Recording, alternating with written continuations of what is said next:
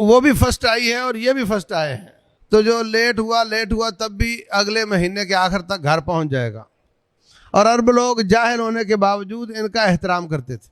اللہ تبارک و تعالی بعض جگہوں پر اور بعض اوقات میں نیکیوں کی قیمت بڑھا دیتا ہے۔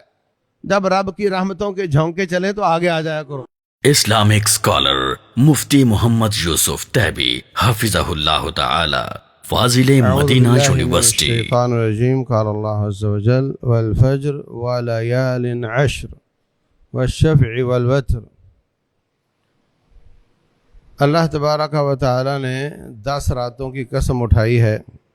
بعض مفسرین کے نزدیک اس سے مراد آنے والے ذی الحجہ کے پہلے 10 دن ہیں، اور رسول اللہ صلی اللہ علیہ وسلم نے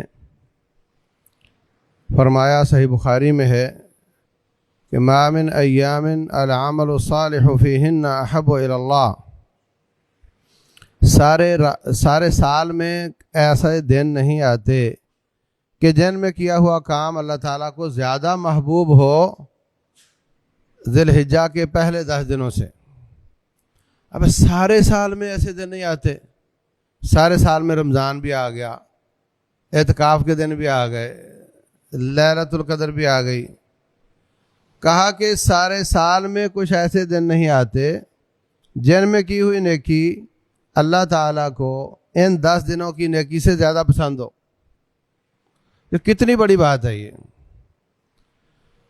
حقیقت یہ ہے کہ کلاس میں اگر 2 بچے 90% نمبر لیتے ہیں یا 95% نمبر لیتے ہیں، دونوں ہی کلاس میں فرسٹ آ جاتے ہیں،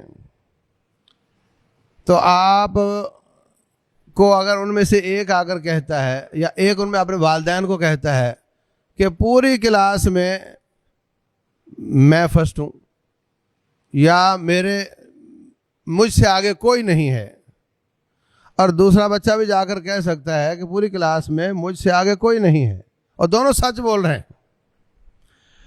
تو اس وجہ سے یہ جو لیلۃ القدر کے مقابلے میں اس حدیث کو نہیں لانا چاہیے۔ اس کی فضیلت بھی، وہ بھی فرسٹ آئی ہے اور یہ بھی فرسٹ آئے ہیں، اس کی فضیلت بھی مسلم ہے، ان دنوں کی فضیلت بھی مسلم ہے، تو ان کا آپس میں مقابلہ نہیں۔ لیکن جو کرنے کی بات ہے، مقابلہ کرنا نہیں بلکہ عمل کرنا ہے۔ جس طریقے سے ہم ان دنوں میں اہتمام کے ساتھ جو اعتکاف کرتے ہیں وہ بھی بہت زیادہ نیکیاں کرتے ہیں، اور جو نہیں اعتکاف کرتے وہ بھی بہت زیادہ نیکیاں کرتے ہیں، تو ہمیں بھی ان دنوں میں بہت زیادہ نیکیاں کرنی چاہیے۔ روٹین میں جو حرمت والے مہینے ہیں ان کا باقی مہینوں سے فرق ہے۔ ان عدت الشہور عند اللہ 12 شہرا فی کتاب اللہ یوم خلق السماوات والارض منها 4 حرم۔ فرمایا کہ اللہ کی کتاب میں 12 مہینوں کا سال ہوتا ہے، ان میں سے 4 حرمت والے ہیں۔ عرب لوگ آپس میں لڑتے رہتے تھے، لڑائیوں کی وجہ سے سفر نہیں کیا جا سکتا تھا۔ آپ سفر پہ گئے، راستے میں آپ کو کوئی بھی مار سکتا ہے، تو انہوں نے آپس میں یہ طے کیا کہ 1 مہینہ عمرے کے لیے اور ایک جو وسط سال میں ہو، اور 3 مہینے حج کے لیے، کیونکہ حج سے آنا دور دراز سے پیدل آنا پڑتا تھا اور واپسی بھی، تو ذی الحجہ سے 1 مہینہ پہلے اور 1 مہینہ بعد میں ذی الحجہ میں حج کیا، تو جو لیٹ ہوا تب بھی اگلے مہینے کے آخر تک گھر پہنچ جائے گا۔ میں آپ کو وہ مہینے یاد رکھنے کے لیے ایک بات بتا رہا ہوں تاکہ آپ کو یاد رہے کہ وہ کون سے ہیں۔ 1 مہینہ ذی الحجہ سے پہلے اور 1 ذی الحجہ کا اور 1 ذی الحجہ کے بعد، تو یہ 3 مہینے حرمت والے ہیں، اور 1 مہینہ ان سے ہٹ کر بالکل سال کے وسط میں وہ رجب ہے، وہ بھی حرمت والا ہے۔ تو گویا کہ سال میں تجارت کے لیے اور عمرے کے لیے اور حج کے لیے 2 چکر لگانا یہ لوگوں کے لیے آسان ہو گیا۔ اس میں وہ حرمت والے ہیں، اس میں جنگ شروع کرنا جائز نہیں، تو اب کوئی شخص بھی ان میں عمرے کے لیے نکلے، حج کے لیے نکلے یا کسی تجارت کے لیے نکلے تو اپنے آپ کو محفوظ سمجھتا تھا کہ اب اس کو کوئی نہیں چھیڑے گا. اور عرب لوگ جاہل ہونے کے باوجود ان کا احترام کرتے تھے. تو حرمت کا معنی ہوتا ہے احترام. یہ احترام والے مہینے ہیں، ان میں جنگ شروع کرنا جائز نہیں. پہلے اگر دشمن نے حملہ کر رکھا ہے تو اس کا جواب دینا اور دفاع کرنا جائز. دوسری بات یہ کہ جنگ کے علاوہ جو جماعتی جنگ یا حکومتی جنگ یا انفرادی جنگ یا خاندانی جنگ ہے، اس میں بھی ہمیں سوچنا چاہیے کہ ہم ان حرمت والے مہینوں کا خاص طور سے اہتمام کریں، ان کا احترام کریں، اور ان میں اگر پہلے سے جنگ یا لڑائی ناراضگی اس کو ختم کرنے کی کوشش کریں. اور ان مہینوں میں ہمیں احساس ہونا چاہیے کہ یہ مہینے شروع ہو چکے ہیں اور ہم کسی سے لڑائی نہ کریں. اگرچہ سارے سال میں نہیں کرنی چاہیے، لیکن ان مہینوں کا خصوصی اہتمام کرنا چاہیے، صلح و صفائی کے کام کرنے چاہیے. اور اللہ تبارک و تعالی بعض جگہوں پر اور بعض اوقات میں نیکیوں کی قیمت بڑھا دیتا ہے. جیسے حرم پاک میں ایک نماز 1,00,000 کے برابر ہو جاتی ہے،